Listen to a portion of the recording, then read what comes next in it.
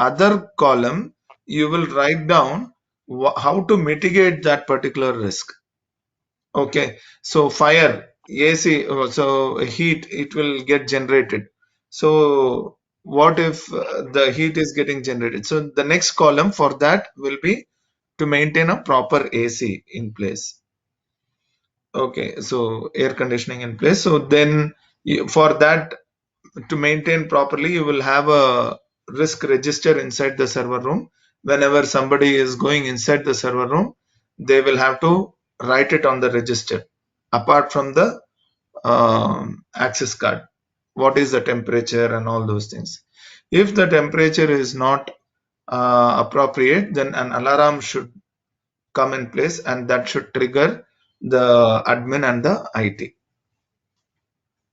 Okay, if that is also not in place, if there is a sudden accident which happens and if there is a fire incident in place, then they will use FM200 or a fire extinguisher with class A or class B or class C, whatever is appropriate for that particular server room.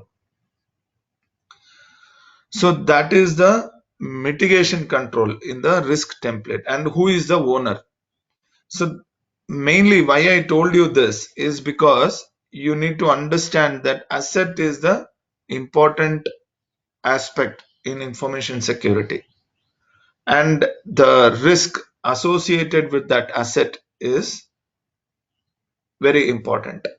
So you have to list that. That is nothing but it is called as a risk template. Okay, so then the next one is information security threat and attack vectors. What is an threat and attack vector?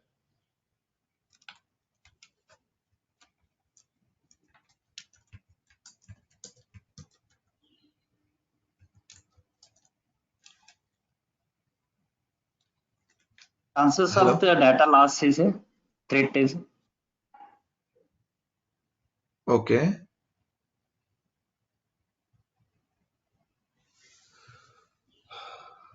Okay. Anybody who knows about ethical hacking, and can you tell me what is a threat hacker? Sorry, what is a threat vector?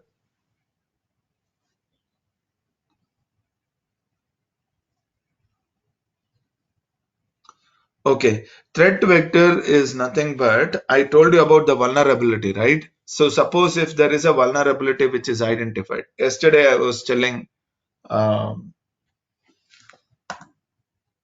that Shimon, correct? So yesterday I was telling to Shimon that if anydesk.exe is vulnerable with the older version, maybe 4 or 5 or whatever version it might be. Let's take that as an example. So we'll exploit that anydesk.exe. So why do we exploit? Because there is a vulnerability which is already listed by by all the organizations, and they have already identified that there is a um, vulnerability in place. So there will also be an exploit which will be generated, means which the people would have already created. So why I am telling this is because any program or any OS which is having a vulnerability and that is being exploited, for example Windows XP, if that is getting exploited, then you are taking a control of that particular PC. You can do whatever you want, but that person will not come to know. That is nothing but a threat vector.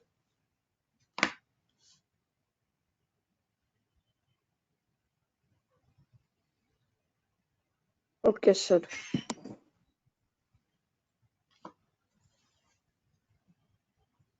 Okay, so what is an attack vector? Attack vector, or it is attack surface or whatever they call. Okay, that is nothing but a layer of the security where the breach is happening. Okay, so for example, you are using a software for for exploiting the vulnerability. That is nothing but an attack vector. Okay, you will have a lot of theory on that. So threat is nothing but you are taking a control, and attack is attack vector. I'm talking about vectors. Threat vector is nothing but when you are able to identify a vulnerability, and when you are getting into it, and when you are taking a control of the mission, that is nothing but that is what is called as a threat vector. Okay, and attack vector is nothing but a layer of a software which you have, uh, which you are using for exploiting the vulnerability or anything before the threat vector happens. That is nothing but attack vector. Okay, are you getting it? Yes, Yes, sir. sure. Okay, so there is something called as malware threat vector also. That is nothing but a software used for any kind of a threat is nothing but whatever you when you get into the mission and when you are taking control of the mission, that is nothing but a threat vector. So malware threat vector and all those things are an example. I mean, they are the different types. Okay, so if anybody is talking about malware threat vector, or tomorrow if somebody comes about saying that, do you know what is that particular threat vector? Everything is one and the same.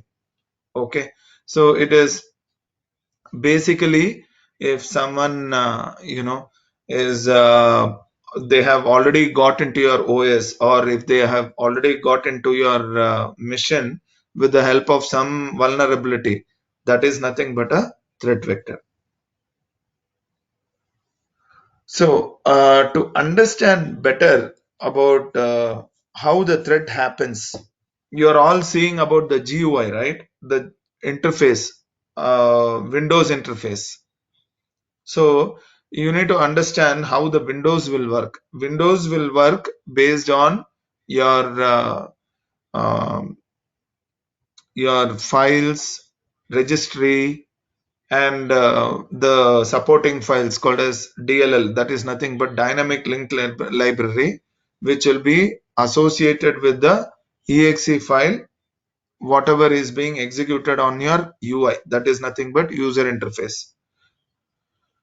Okay, so this is nothing but Windows. So the Linux platform is also coming on the same way, but in the olden days, and we will talk about this later in depth actually, but I will give you an overview of how the threat is there in place. Okay, now we are all used to this, and the developers are segregated with a lot of other applications in place. So to get connected, they will have a different team. Okay, like a transport layer, maybe a session layer, or a data link layer, or something like that.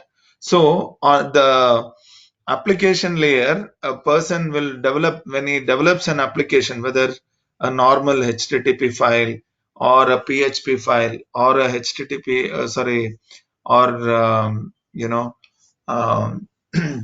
any other VB application for exe. So they are more concentrated only on the development of one particular cycle, okay, or one particular stage.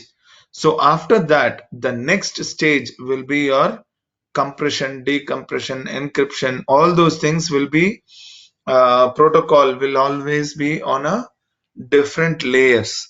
Okay, so those things will be segregated. The different team will be working on that. So suppose if there is a HTTPS protocol, it will ensure, even if you write a small HTTP program which will just uh, showcase that um, a page with the information or a image or anything like that. So when you publish that on Internet Information Server or Apache server, so if it is secured socket layer, if it is an SSL, then only everybody will at least try to open it. Nowadays, nobody will try to open a HTTP because everybody knows that it is an exploit. Okay, so if you have a development team, okay, so then you might have seen that the port 80 on the application layer itself is stopped, or if you have access to IIS server, you can ask your infrastructure team, can you just show me that? So there is a protocol binding. It is called as binding. So when you bind, whether it is in Apache server or in a IIS server, if you go for binding, you will have different ports by which you can communicate to the application. Okay, so that is a different layer. It is the a port 80 will be completely removed from there nowadays. Okay, earlier we were using port 80, and port 80 is nothing but it is not a encrypted HTTP or HTTPS or a SSL is nothing but there will be a private key in that. It is like a password, and the connectivity will be established end to end from the client to the server with the private key in place. Okay, so suppose if you use any other software to sniff the packet, okay, so then what will happen is you will not see any kind of plain text data. That is the motive of secured layer. Okay, that is the HTTPS SSL. But if you are using a normal port 80, then whatever the data is getting transmitted, whatever you are seeing on the on your Internet Explorer will also be seen when you sniff the packet.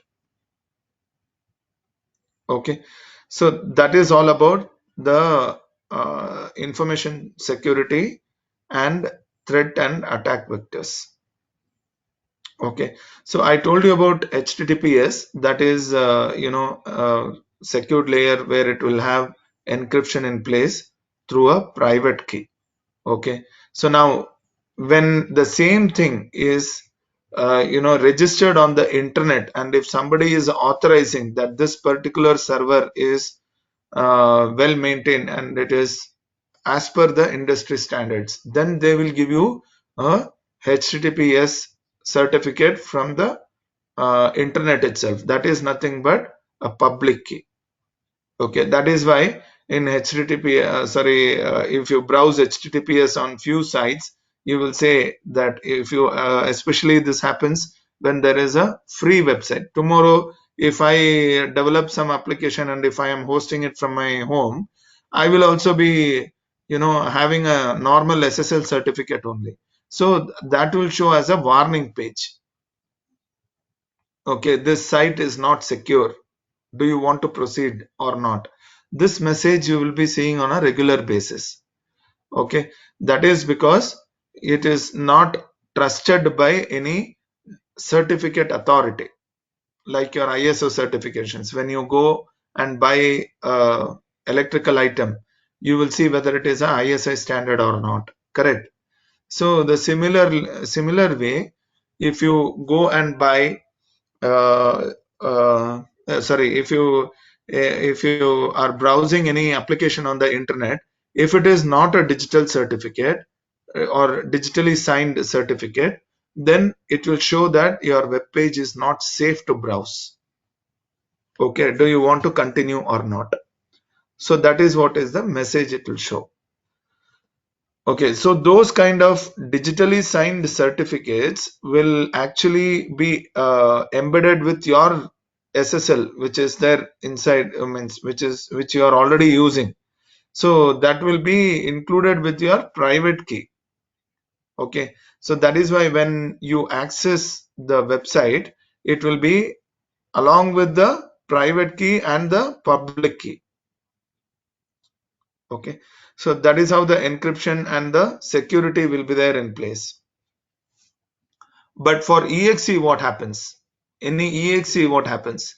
Exe, you will have to do a vulnerability test for that particular exe whenever you release. Suppose AnyDesk is in a big loss, right? SolarWinds is in a big loss.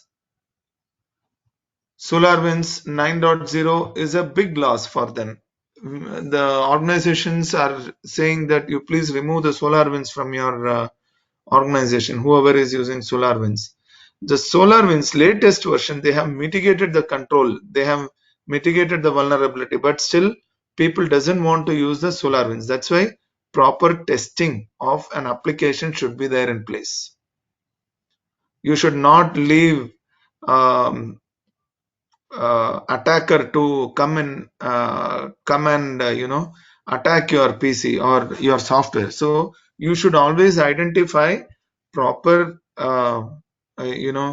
proper way of deploying a exe or an application before it goes to the internet. Okay, so loopholes can be anything. So why I told you this is because about Windows, why I told you this is because earlier days, a long time back, people used to write a program with all these things in one place. So for example, if I want to communicate to another PC, there was no HTTP, HTTPS or TCP or UDP or something like that.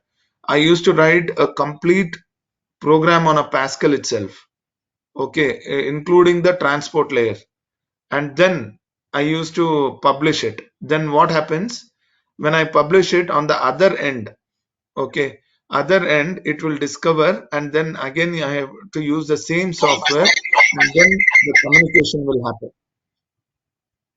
Okay, communication will happen between the two PCs, and then we will say hi, hello, or it will come over there on the other PC, hi, hello, or whatever it is.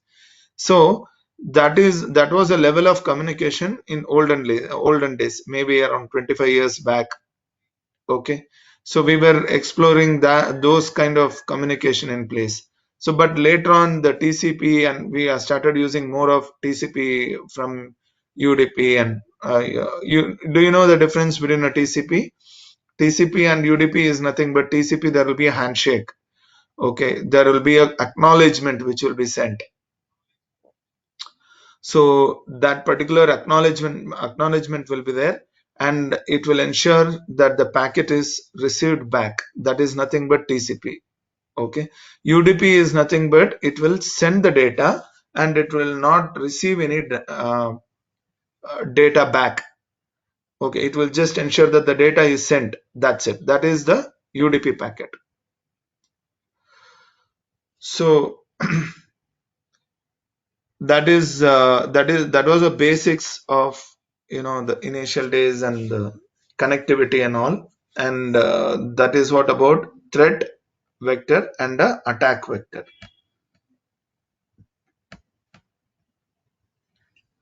Okay, so then what are the hacking concept? What on what concepts the hacking will take place? Shimon? Sir, sir, Yeah, first do you know what information is? gathering. Sorry. Sir, information gathering. Okay. Uh,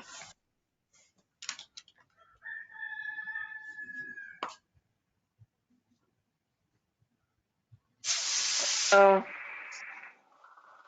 Okay, I will tell you why I'm so everybody why I'm uh, asking Shimon is he's already attended the cybersecurity CEH, and he is more keen and he is more interested. So that's why I'm asking him.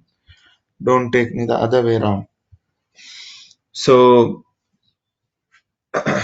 when I'm asking question or when you interact with me, the understanding will be better. That is why I'm asking you, and it will be of more of interaction session than a normal video session. Otherwise, you could have gone for a YouTube video or Google to learn. So the hacking concept is nothing but the learning of how do you hack a machine. Okay, so any kind of unauthorized behavior, okay, or if someone is trying to get into your PC, that means somebody is trying to hack, right? So there are different hacking concepts or hacking techniques. Okay, so there are it is called as social engineering or malware injecting or missing security payments.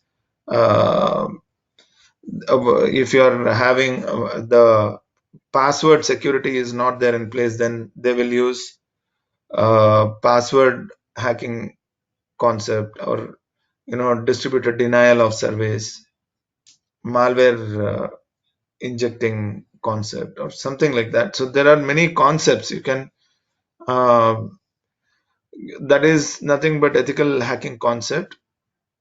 Okay, so you will have a different types of like password hacking is one of the concept. Okay, and then you have denial of service, distributed denial of service. That is one of the concept. And phishing and malware, all those things. Malware is nothing but a software intended to get into your PC. Sorry, once you get into your PC, then you will execute using that software. That is nothing but a malware. So malware injecting is nothing but one of the hacking concept. Okay, so then distributed denial of service, that is nothing but hacking concept. Then denial of service is nothing but a hacking concept. So what it is, a generic word has a hacking concept. So what is distributed denial of service and denial of service? Anybody is aware of that?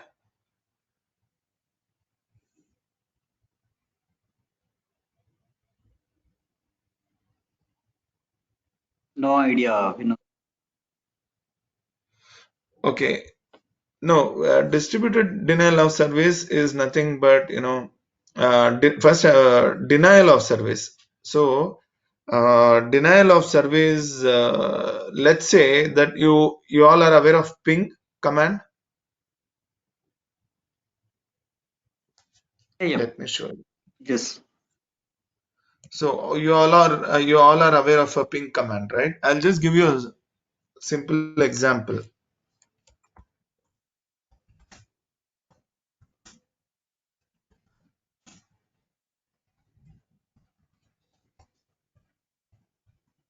So can you tell me what is that I'm going to do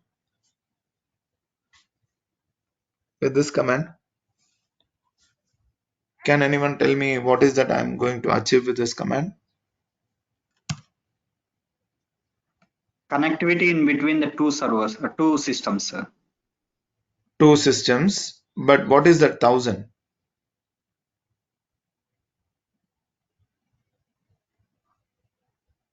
You're going to send 1,000 requests. No, 1000 It's sir. bytes of data. Yes. Okay, so I am going to send 1000 bytes of data. Now I will give 1500. Still I am able to transmit. Now I will give 2500.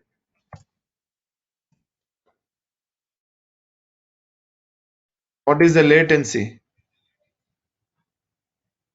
0.1 is nothing but my router gateway, okay, or internet gateway. So it is getting transmitted within 3 milliseconds. Now, if I don't mention any packet, then I will be transmitting and receiving with average of 2 milliseconds.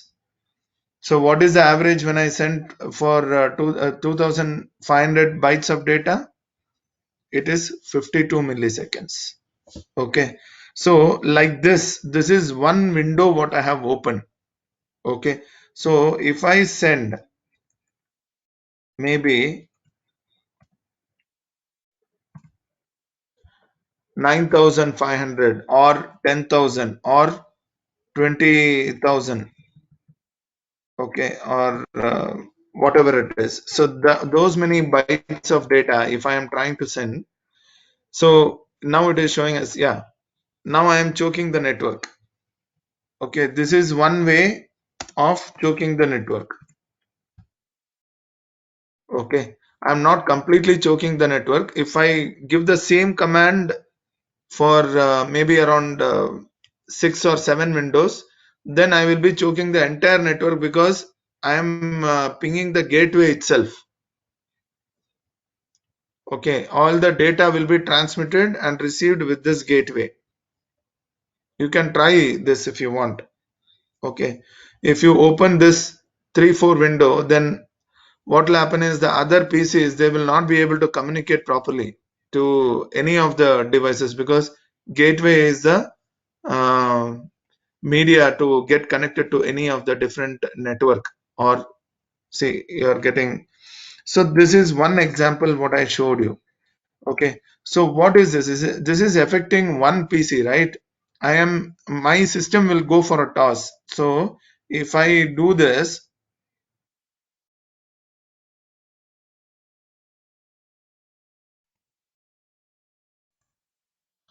if I do this continuously, mainly my system will go for a toss. So if somebody is attacked, okay, or if I open like this some 10 or 15 windows, my task manager will be completely filled up with the processor utilization or memory utilization or whatever it is.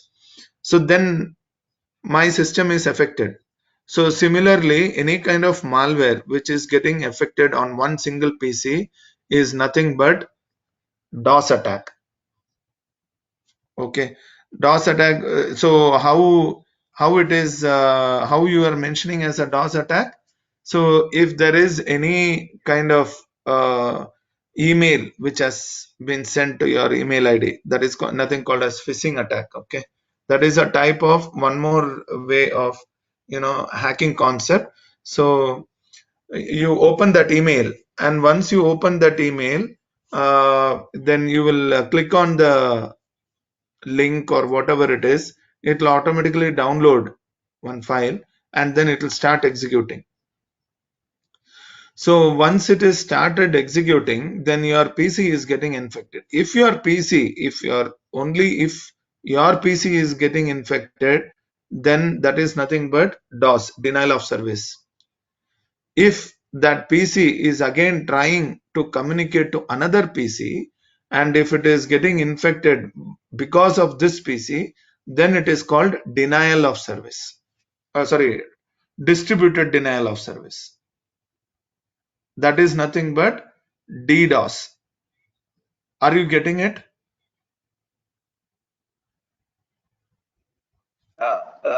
Same like that ransomware attack. Yes, exactly. Ransomware is also one of the DDoS attack. So this is very common. Okay, so it is very easy. I will show you how to distribute, how the distributed denial of service will work.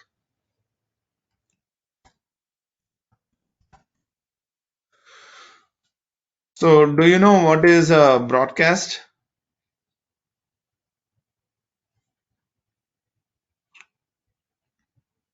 So there are some basic concepts which you have to be aware of. Otherwise, you will learn the CEH and then you will at the end of the course you will not know what you are doing.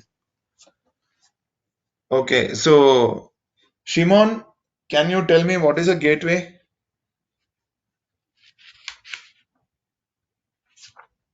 The opening. Sorry, So the opening. That opening is of where the what? traffic goes.